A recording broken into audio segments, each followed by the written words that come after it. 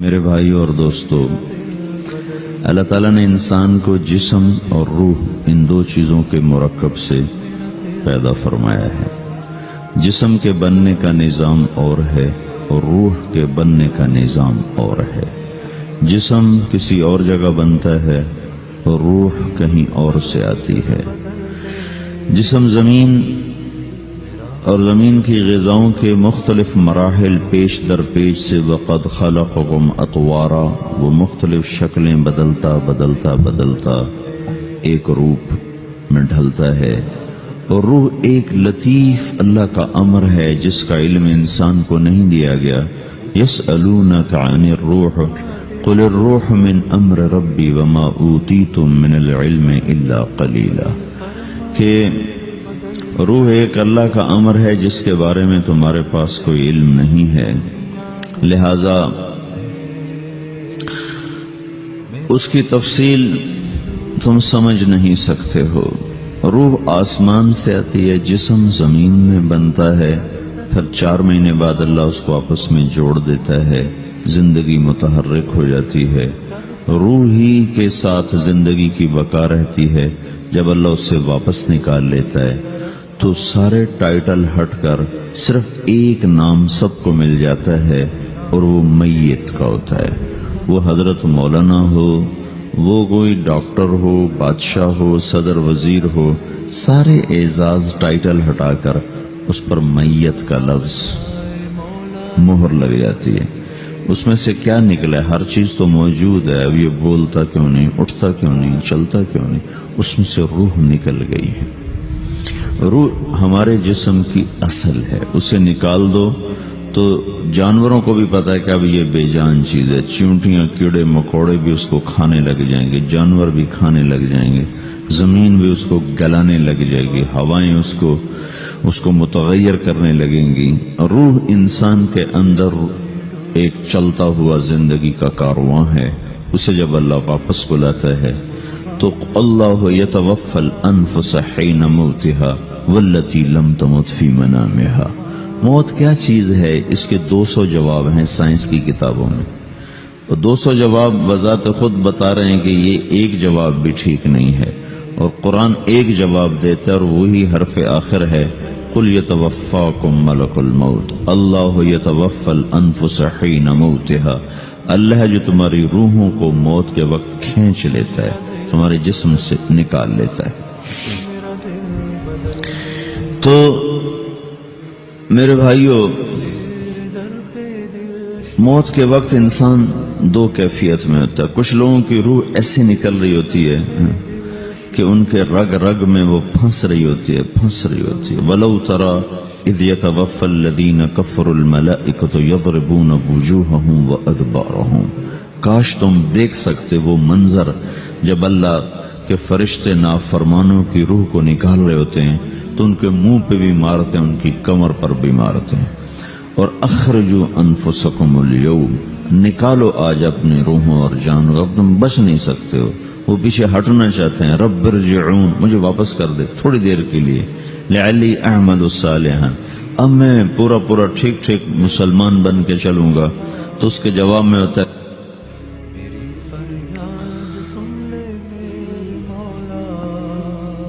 اور حدیث پاک میں آتا ہے کہ ملک الموت اترتا ہے، اس کے ساتھ 4 فرشتے ہوتے ہیں۔ وہ 4 فرشتے آتے اس کی پٹائی شروع کر دیتے ہیں۔ ابھی پرسوں یہ حدیث میں نے پڑھی ابن ماجہ میں کہ ملک الموت کہتا ہے ایتھا النفس الخبیثہ کانت فی الجسد الخبیث، اے خبیث روح جو خبیث جسم میں تھی، اخرج، باہر آؤ۔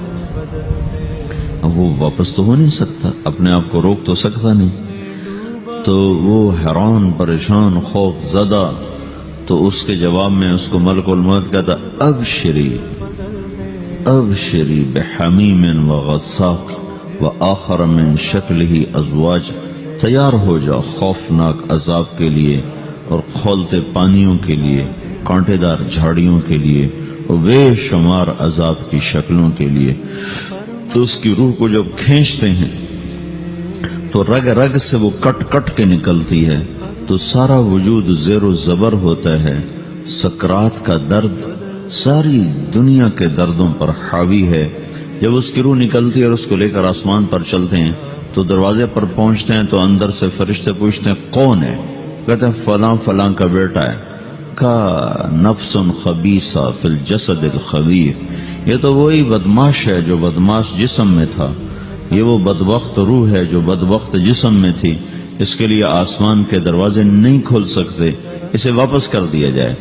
تو آسمان کے دروازے لا تفتح لهم ابواب السماء ولا يدخلون الجنة حتى يلج الجمل في سم الخياط، کہ ان کے لیے آسمان کے دروازے نہیں کھلیں گے اور ان کے لیے جنت کے دروازے نہیں کھلیں گے، پھر یہ وہاں سے نیچے گرائے جاتے ہیں جو اللہ کا قید خانہ ہے سجین۔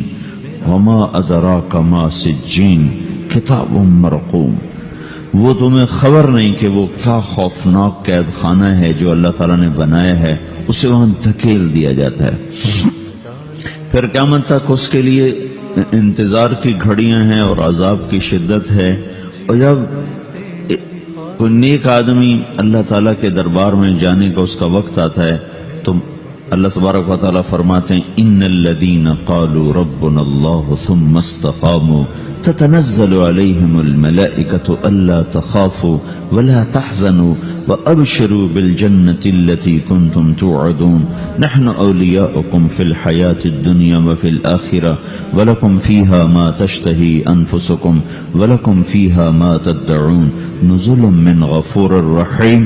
جب کوئی نیک مرد عورت کے جانے کا وقت آتا ہے تو اس کے لیے بھی فرشتے آتے ہیں اور آ کر اس کو خوشخبری دیتے ہیں اور آ کر اس کو تسلی دیتے ہیں کہ آپ غم نہ کریں، پیچھے والے بھی آپ کو مل جائیں گے، آپ خوف نہ کریں، آگے ساری منزلیں آپ کے لیے آسان ہیں، آپ کے لیے جنت بھی تیار ہے، رب بھی مہربان ہے۔ اور حدیث پاک میں آتا ہے کہ ملک الموت اور 4 فرشتے آتے ہیں، وہ 4 فرشتے اس کو سہلاتے ہیں، دباتے ہیں کہ موت کا درد اسے محسوس نہ ہو، اور ملک الموت فرماتے ہیں ایتھا النفس الحمیدہ کانت فی الجسد الحمید اخرجی، اے نیک روح جو نیک جسم میں تھی باہر آؤ، کیا کرو؟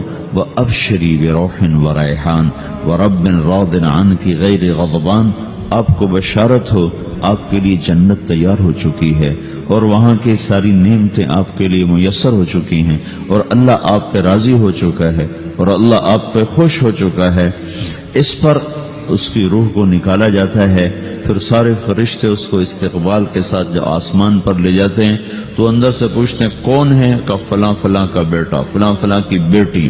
کہتے ہیں نفس حمیدہ فی جسد حمید، یہ تو نیک روح تھی جو نیک جسم میں تھی، مرحبا بہی، اس کو ہم سب استقبال کس کا کرتے ہیں، اور ایک دم آسمان کے دروازے کھلتے ہیں، پھر وہ پہلا، دوسرا، تیسرا، چوتھا سارے آسمان پار کرتا ہوا اللہ پاک کے عرش کے نیچے کے جا کر، مرد ہے یا عورت، وہاں جا کر سجدے میں سر رکھتا ہے اور اللہ تعالیٰ فرماتے ہیں ہاں اس نے ہمیں خوش کیا، ہم اسے خوش کریں گے، اور اس کو عافیت کے ساتھ وہاں آسمان میں، پہلے آسمان سے لے کر اللہ کے عرش تک یہ سب ویٹنگ روم بنے ہوئے جہاں اللہ اپنے اپنے درجات کے مطابق جنت والوں کو ٹھہراتا ہے، اور وہ انتظار گاہ ہے اور وقت ختم ہو جاتا ہے، لہذا انتظار کی جو تکلیف ہے وہ بھی ختم ہو جاتی ہے۔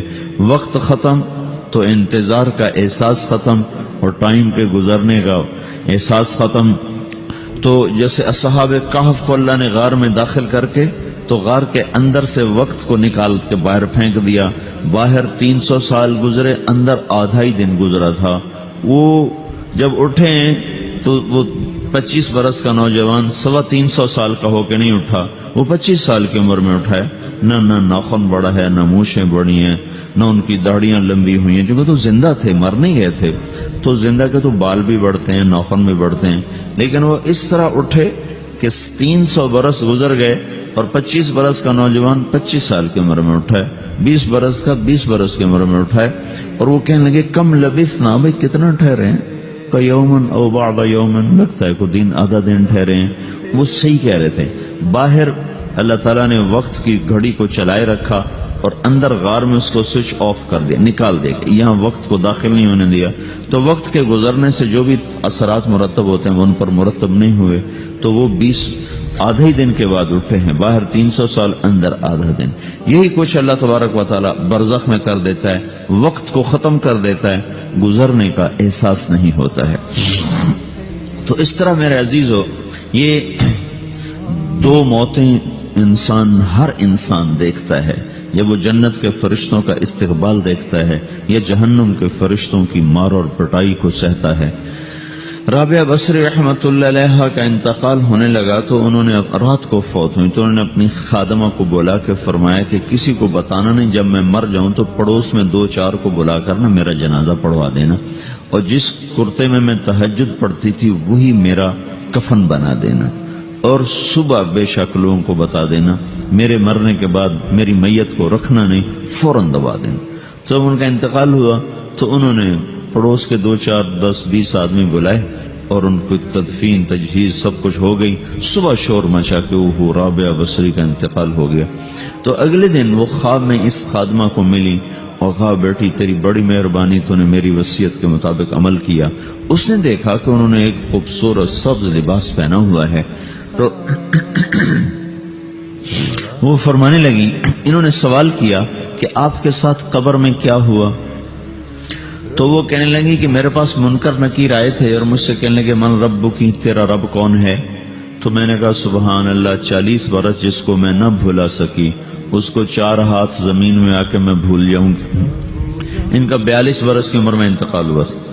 تو وہ کہنے لگے سبحان اللہ، جس کو میں 40 برس نہ بھولا سکی میں اسے 4 ہاتھ زمین کے اندر آ کے بھول جاؤں گی.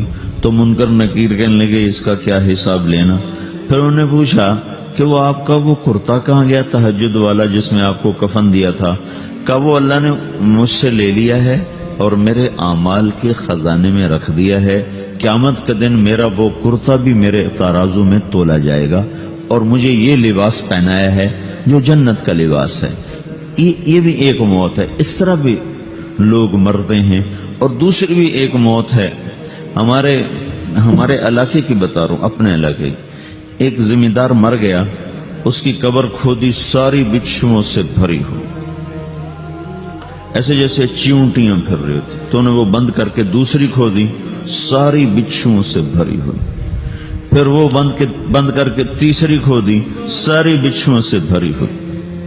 قبرستان میں اتنے بچھو کہاں سے آ گئے؟ یہ زمین کے بچھو نہیں ہے، یہ آخرت کی بلائیں ہیں جس کے ساتھ اب اسے قیامت تک رہنا ہے اور گزارا کرنا ہے. تو یہ 2 طرح کی موتیں روزانہ لوگ مرتے ہیں، روزانہ لوگ مرتے ہیں. جب نماز کا وقت ہوتا ہے ملک الموت ساری دنیا کا چکر لگاتا ہے اور دیکھتا ہے کون پڑھ رہا ہے کون نہیں پڑھ رہا، کون پڑھ رہا ہے کون نہیں پڑھ رہا. جو نماز کی پابندی کرتا ہے اس کی موت آسانی سے ہوتی، جو نماز میں غفلت کرتا ہے اس کے ساتھ موت کے وقت شدت اور سختی اختیار کی جاتی. تو بھائیو، یہ ایک جسم میں ایک روح ہے. روح باقی رہنے والی چیز ہے، جسم مٹ جاتا ہے، پھر اللہ سے قیامت کے دن نیا جسم عطا فرمائے گا، ایک نیا جسم دیا جائے گا. روح وہی ہے جو اللہ کے خزانوں میں جمع ہو جاتی ہے. نافرمان کی سیاہ کالی روح ہوتی ہے، فرما بردار کی روشن چمکدار روح ہوتی ہے. تو اللہ نے کچھ تقاضے جسم کے رکھے ہیں اور کچھ روح کے رکھے ہیں. جسم کے تقاضے پورے نہ کرو تو یہ پریشان ہو جاتا ہے، روح کے تقاضے پورے نہ کرو تو یہ پریشان ہو جاتی. روح کی پریشانی جسم سے زیادہ ہے چونکہ روح کی طاقت جسم سے زیادہ ہے. جسم مٹی سے بنا ہے، اس کی غذا بھی مٹی سے نکلتی ہے. روح آسمان سے ہے، اس کی غذا بھی آسمان سے ہے. روح کا تعلق جب تک اللہ سے نہیں جڑتا اس سے بھوک اور پیاس لگتی رہتی ہے.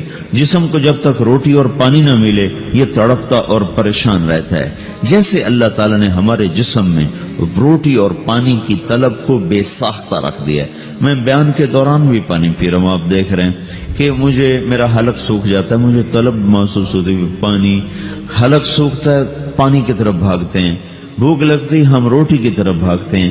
یہ ایک ایسا اندر میں آٹومیٹک سسٹم ہے کہ ہم اس کو آف نہیں کر سکتے. یہ سوتے سوتے بھی بھوک کی وجہ سے آنکھ کھل جاتی، سوتے سوتے پیاس کی وجہ سے آنکھ کھل جاتی ہے. یہ ایسا خود اللہ تعالیٰ نے ساختہ نظام بنایا ہے کہ آپ اپنے جسم میں روٹی اور پانی کی طلب کو نہیں نکال سکتے. میرے عزیزو، ٹھیک اسی طرح اللہ نے انسانی روح میں اپنی طلب رکھ دی ہے. اور اپنے رسول کی طلب رکھ دی ہے۔ یہ دو طلب ایسی ہیں کہ یہ آپ کے جسم روح سے نکل نہیں سکتی۔ جیسے بھوکا روٹی نہ کھا لے، پیاسا پانی نہ پی لے، اسے چین نہیں آ سکتا، وہ روح جو اللہ اور اس کے رسول سے نہ آشنا ہے، جب تک وہ وہاں تک پہنچ نہیں جاتی اسے چین نہیں آ سکتا، اس کا اندر پریشان رہے گا۔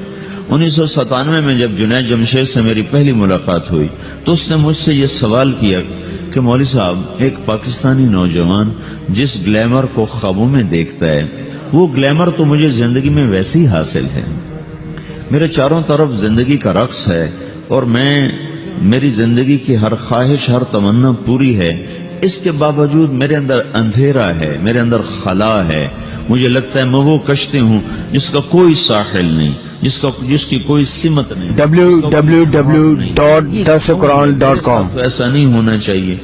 ایک عام لڑکا تو کہتا ہے ہائے کاش یہ ہوتا، اس کو وہ نہیں ہو رہا تو پھر وہ پریشان ہے، ہائے یہ ہوتا، ہائے وہ ہوتا۔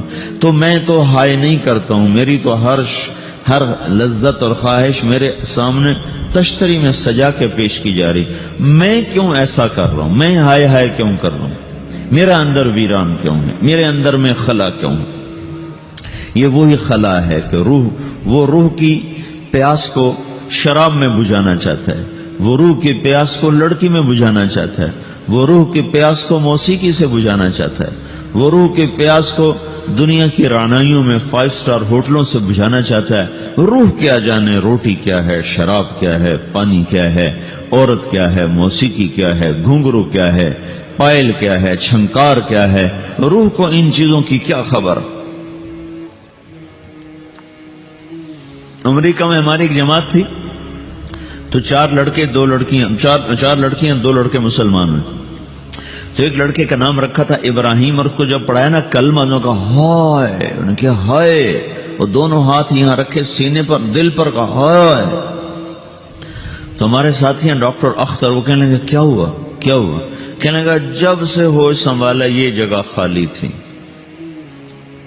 یہ تیرے کلمہ پڑھانے پر بھر گئی ہے کہ میری خوشی سے ہائے نکل گئی۔ یہ جگہ خالی رہے گی، یہاں شراب نہیں پہنچ سکتی، یہاں نغمہ اور موسیقی نہیں پہنچ سکتی، یہاں تالے لگے ہوئے ہیں، یہاں تک کوئی آواز نہیں جا سکتی۔ دل کے تاروں پر ایک ہی نغمہ چڑھ سکتا ہے، اور وہ اللہ کی یاد کا ہے، اور اللہ کی محبت کا ہے، اور اللہ کے رسول کی محبت کا ہے۔ باقی کوئی مضراب ایسا نہیں جو ان